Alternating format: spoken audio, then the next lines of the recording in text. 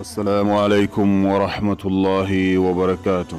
كبجمتوتا في جارتمتوتا وردفتوتا في أكم جرتو نجا بقجرات تنسين جتشا إيجا كتا دبركيستي سينا سورة سجارة باقدا قباب سنه أقدو ماتي وجيلا لتر حرمو بقنا سديتا فارتي إسلام ما في سرنا موتما درقي كوجه إلى اللتهان وجه ترى بقنا سديت إسلام ما في سرنا موتما درقي Barakudha sagal torbaatamii afur akka lakkoofsa Awurooppaa barakudha sagal jahaatamii torba akka lakkoofsa Itoophiyaatti uummanni Itoophiyaa balaleeffannaa Haayile Sillaasiitiif hiriira nagahaa bahee mormii cimaa fi diddaan sirna Haayile Sillaasee uummata irraa mul'ate.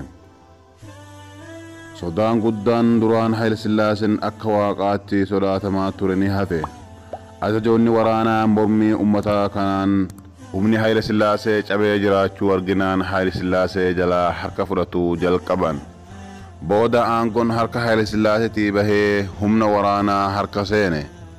Hoogganaan waraanaa Amaan Amduud jedhamu yeroodhaaf abbaa aangoo ta'e. Ibsi fonqolchiinsaa yookaan kufiinsa mootummaa Haayile Sillaaseetiis bahe. Ibsichi kun heerri Haayile Sillaasee kan bara 1955 akka lakkoofsa Awurooppaa kan ittiin hojjetamnee fi heerri biraa kan walqixxummaa hawaasummaatii fi amantii eeguu akka kaayamu heerri kunis bakka bu'oota ummataatiin akka mirkanaa'u waadaa gale. Yeroo kana Mangistuu Haayile Maariyaam itti aanaa tahee filame. Hoogganaan garee qindeessituu waraanaatis isuma ture. Booda Amaan Amdoo warroota isa deeggaraawuun nama 59 waliin ajjeefame. Tafarii Bantii bakka isaa bu'e. Sababni Amaan Amdoo ajjeefameef rakkoon Eertiraa lolaan osoo hin taane karaa nagahaatiin hiikamuu qaba jedhee waraana 5,000 akka gara Eertiraa ergamu kan murtaa'e irratti mallatteessuu dide. Waldhabbiin jidduu hooggantoota waraanaatitti ni baay'ate. Wal ajjeechaa jalqaban. Dhiigni namoota hedduu akka bishaanitti dhangala'ee yaa'e.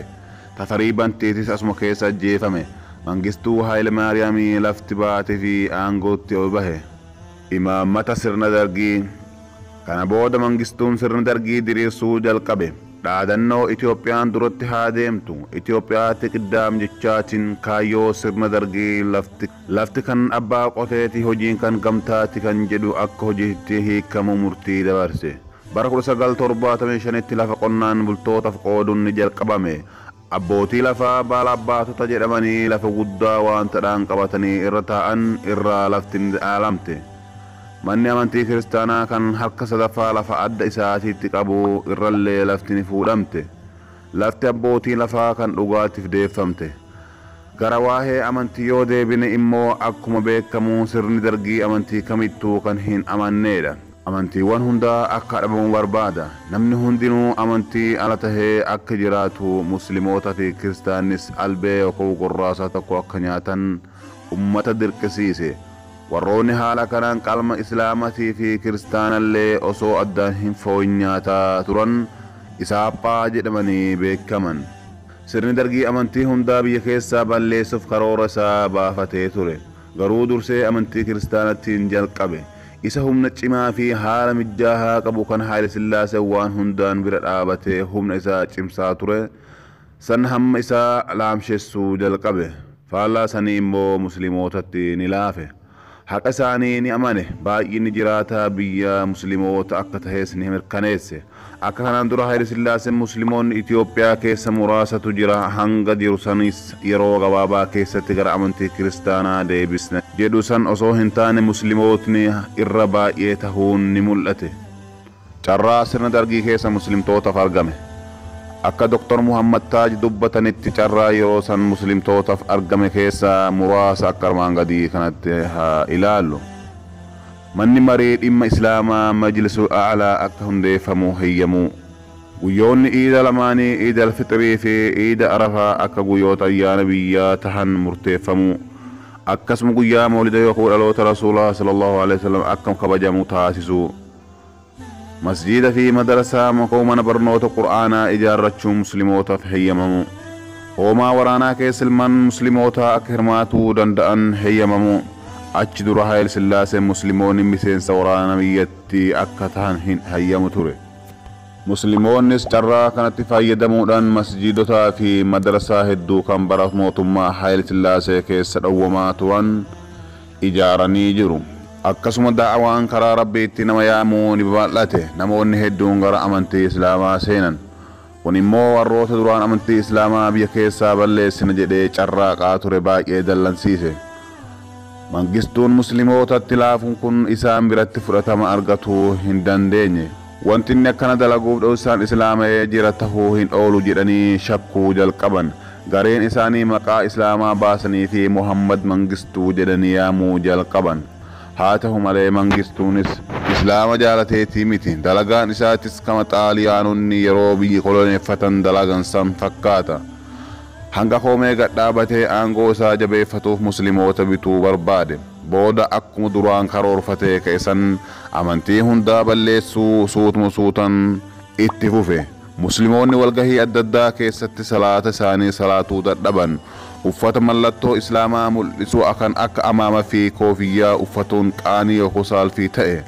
Akkasuma qalmi tokko akka tahu hordoftoonni amantii yaacheenuu islaama fi kiristaanaa gorraasama tokko albee tokko akka nyaatan dirqamsiifaman. Sirni dargii amantii qofaan osoo hin taane haala jireenyatiinis rakkoo ummata irraan gahaa ture. Hawaasni biyyattii qabeenya waliinii malee kan dhuunfaa isaa horatu hin danda'u. Hojii gamtaa amraash jedhamuun ummata rakkisaa ture. Bara dargii keessa lubbuu namaa tan handaaqqoo hanqatu. Sirna dargii keessatti ajjeechan seeran alaa ni baay'ate. Ajaja mana murtiitiin ala lubbuun namoota hedduu gara maleen bahaa turte. Sirna dargii biratti lubbuun okoo nafseen ilma namaa nafsee lukkuu hanqatte. Balleessaa xiqqoodhaaf lubbuun ilma namaa dhabamsiifamti. Namoota gurguddaa beekumsa qaban hedduu bakka tokkotti walitti qabamanii ajjeefamaa turan. Awwaalcha kabajaatis argatuu hin danda'an. Makiinaa doozariitiin boolli baqaqfamee boolla san keessatti wal irratti haramanii biyyeen irratti dachaafamuutu awwaalchi isaanii ta'ee ture. Bara sirna dargii keessa ummanni Itoophiyaa keessattuu manni Oromoo firummaan haa fagaatu yookaan haa dhiyaatu malee namni firri isaa hin ajjeefamin hin jiru jechuun ni danda'ama. Daandiin Finfinnee fi magaalota gurguddoo biraatis bara 1977 hanga 78 akka lakkoofsa Awurooppaa reeffaa fi dhiiga dargaggootaa hojjettoota fi barattootatiin kan guutame ture. Isaan kunniin warroota hokkara sarara diimaa dargiitiin kan ajjeefamanidha.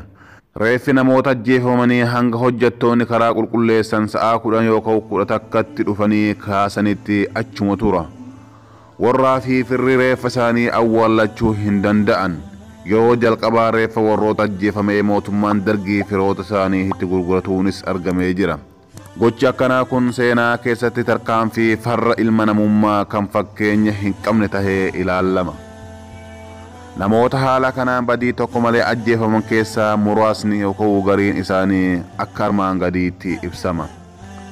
Abdul Fattah Muhammad Qamar, Ayyub Adam Buusee, Gadanfar Muhammad Sheeshaza, Nuru Abu Bakr Darga, Ahmad Sheimo, Mahasan Abdullah, Haji Muhammad Hussein, Kabbada Tullu Abba Nasha, Hussein Tahiro Shedama, Kadir Abdurro, Awwal Muhammad Ahmad Bakar, Hebbo Saido Abbakara, Jarra Hebbo Saido Abbakara, Ibrahim Qabato Abbakara, Galato Dekama Qanca Qoca, Muhammad Jamal Bamme Sinana, Barmaji Ilmi Tijo, Mamu Kimo Balali, Hunte, Said Chota Aliyi, Dalu Fato Sinana, Jarso Lilmo, Hokkoisam, Muhammad Logomo, Haji Hussein Alo, Awwal Abda Aman Usula, Ilma Gaza Hussein, Abdul Qadir Sultan Nuho, fi kan kana fakkaatan warroota seenan galmeessedha. Akkasumas dubartoonni lama sirbitoota Harar kan turan Faatumaa Muhammadii fi Aashuu Muhammad yeroo san ajjeefamanii turan. Abubakr Muusaa, Kinfaa Hundeessaa, Qindeessaa Hawwisoo Arsii, Habib Haaji Bashiir Abbaa Booraa, Qees Guddinaa Tumsaa, Shawaalul Mangistuu, Qanyaa Mashkaasaa Walda Maryam, Abdusalaam Haaji Muusaa, Muhammad Ibrahim Wadaay, Haji Musa, Ismail Galmo, Hasan Umar, Idris Abdullee fa'as warrootuma yeroo san ajjeefamanidha. Warroonni haala kanaan ajjeefaman kunniin awwaalcha fi boo'icha fira isaanii kan hin argannee fi namni waa'ee isaanii dubbate akka nama yakka guddaa dalagetti kan ilaalamudha. haa ta'u malee baroota kaluu yookiin dhiyoo keessa lafeen isaanii boolla namoota hedduun bakka tokkotti walitti qabamanii awwaalaman sanii yaafamtee kabajaadhaan firoonni isaanii deebisanii awwaalatanii jiran. Kufiinsa sirni dargii lubbuu namoota hedduu galaafatu, mirga amantii dhiibuu fi haala jireenyatiinis ummata rakkisaa turuun jabaataa yookiin hammaataa dhufnaan qabsoon cimaan sirna dargii kuffisuuf taasifame. Bakka jiru hunda fincilli ummataa ni hammaate. Qabsaa'onni ummata Oromoo, Tigraay, ummattoota Kibbaa, Sumaalee, Affaarii fi kan kana fakkaatan qabsoo isaanii cimsanii itti fufan. Akkasuma Ektiraanis sirna dargii jalaa baatee addatti of bulchuuf qabsoo cimaa godhaa turte. Kun kanaan osoo jiruu mangistuun sirna soosaalizimii qabatee Raashiyaa, Kuubaa fi sirna Gazzaa fi Hoogadaa fi kan yeroo san biyya Liibiyaa bulchaa ture waliin utaalaa ture. Sirna kana Itoophiyaa keessattis ni dagaagsa yookiin ni guddisa jedhee yaalii cimaa taasisaa ture.